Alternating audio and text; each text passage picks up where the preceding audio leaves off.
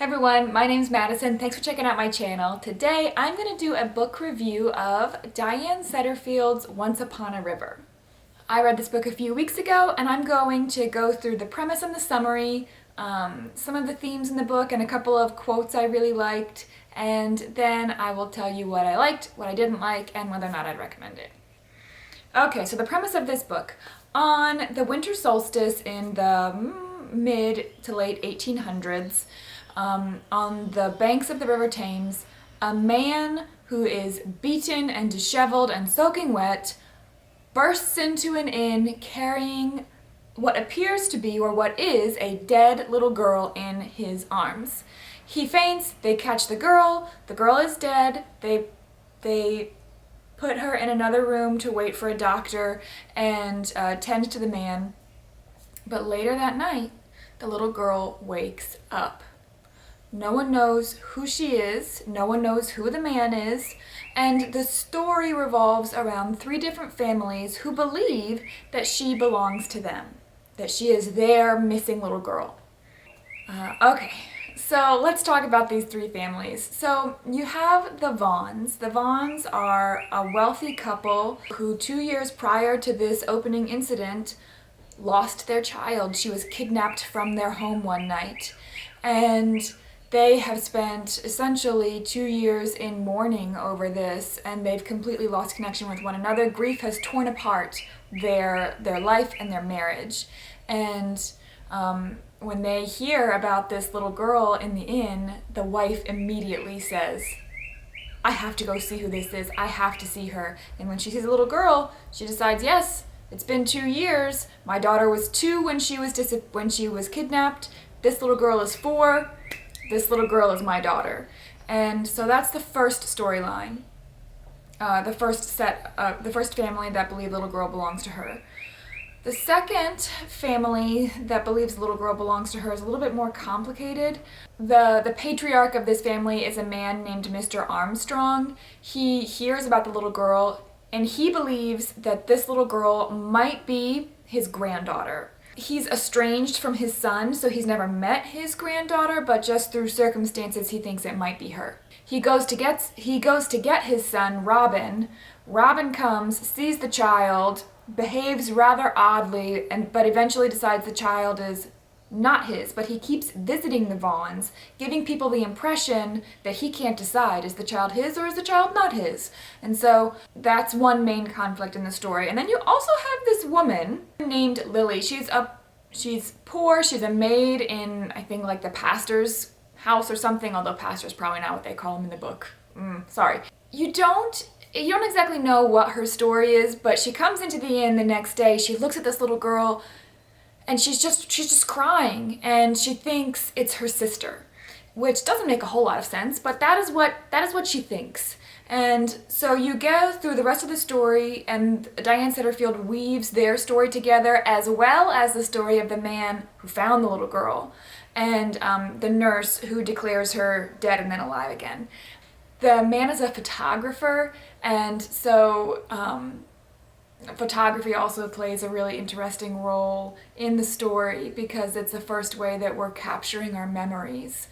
So, some themes in this book. This book covers topics about memory, loss, myth versus reality, as well as family and identity and how those two things are related and occasionally in conflict. And also secrets, specifically secrets kept from your family members and how that affects the family. And on that note, I wanted to share a couple of quotes from the story that have to do with those topics. The first quote I'm going to share is from page 331, and it is about the mother, Mrs. Vaughn, Helena, whose daughter was kidnapped. And this is the quote. Future life and past losses coexisted in her, two halves of a single experience, and she bore her grief and her hope in a subdued manner. And I appreciated that because, well, first of all, I love Diane Setterfield's writing throughout, but she does a really good job of concisely expressing what people are experiencing, particularly in this case, the dichotomy of grief over her lost daughter and hope over something else that's happening in the story, and how those are affecting not only herself but her relationship with her husband as well. So this next quote is from a few pages later on, 342. Mr. Vaughn, the husband in this case, has gone to see what is essentially a psychologist, but she's kind of written about as if she's like a seer or something. And Mr. Vaughn goes to her on a previous occasion and says, listen, I'll pay you anything if you just tell my wife this, so that, you know, they can finally move on and move on with their life. And at one point, the psychologist says to him, I wonder, Mr. Vaughn, how much would it cost if you were to tell your wife what happened that night, the night that their daughter disappeared? That, to me, speaks to this idea of secrets kept within a family. Vaughn has something he hasn't told his wife. The wife has something she hasn't told her husband. Lucy has something that she's never told anybody, and the same is true in the Armstrong family. There is this very obvious secret that they haven't told one of their children, and it completely affects his identity and how he views himself as a member of his own family. The idea that we keep these secrets, we keep them close to our hearts because we don't want to hurt people, and honestly, keeping those secrets hurts them more. And that's part of what Diane Setterfield is trying to get us to think about with this story. Okay, now for some things that I loved about this story. I loved the writing style. It feels like a fairy tale or a myth, but with more depth. I also really loved how there's a huge focus on oral storytelling, because this inn, where much of the story takes place, it's where the little girl is found, etc., etc., and it's a place where stories are told and stories are valued and stories are crafted, and she gets into how stories change over time and why stories might change over time depending on the mood or the situation that the particular storyteller is in. It's just a beautifully crafted story because of the focus on stories. I also really love the characters. Each one felt unique, each one was well developed. Even though I felt like Mr. Armstrong felt a little bit fairy tale-ish at some points, but he was still such a wonderful, complex character. Each character in this book had their own lives, they had their own interests, their own problems, their own secrets, and their own joys, and that is one of the things that made this story so excellent.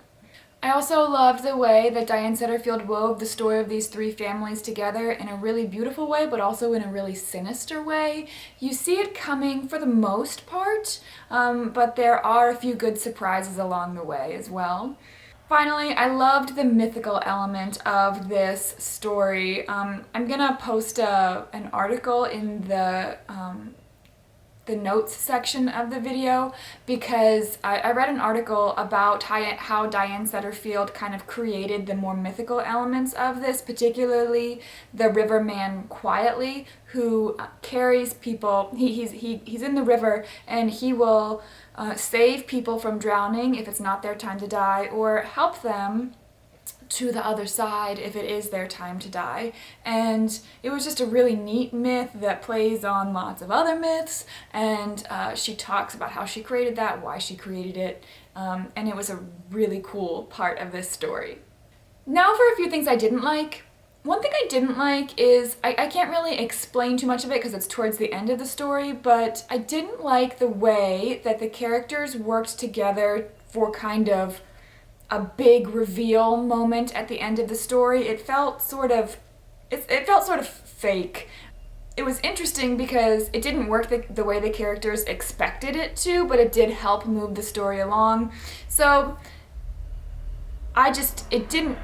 it was a little distracting to me as I was reading it. I was trying to figure out like what is the author doing here? Once you get past it, the story moves on as usual though. I'm also not sure how I feel about the character Rita, the nurse in the story, and her particular character arc. At the beginning of the story, she doesn't want to have children because she has seen, she's a nurse, she's a midwife, she has seen how often women die in childbirth and how just excruciating the experience is, and it's honestly, it scared her. She doesn't want to have kids for that reason. And her character arc deals with that, and I'm not convinced that I'm okay with the decision that she makes at the end of the story. If you've read this, I'm curious what you think. What do you think of Rita's character arc in specifically in this story? I rated this book 5 stars on Goodreads. I did wobble back and forth after a couple of days, specifically because of the Rita character arc. I wasn't certain about it, but I loved it so much while I was reading it, and even now as I've gone back and thought about it, I thought it was an excellent book. It's well written, it's a great story, I loved it. I will say though, I wouldn't recommend this book to everyone. This book was sold to me as historical fiction with lots of fantasy elements, and that's not exactly what it is. I think that it's more along the lines of historical fiction with a bit of magical realism. Just, you know, British magical realism instead of South American magical realism. And that is one of the things I thought was really cool about the book. But don't go into this thinking you're getting a fantasy story. That's not what it is. So I would recommend it, just with that caveat. Okay guys, I would love to hear what you think about this story. What was your favorite part? Which character did you like the best? Let me know down in the comments below. Thanks. Have a great day.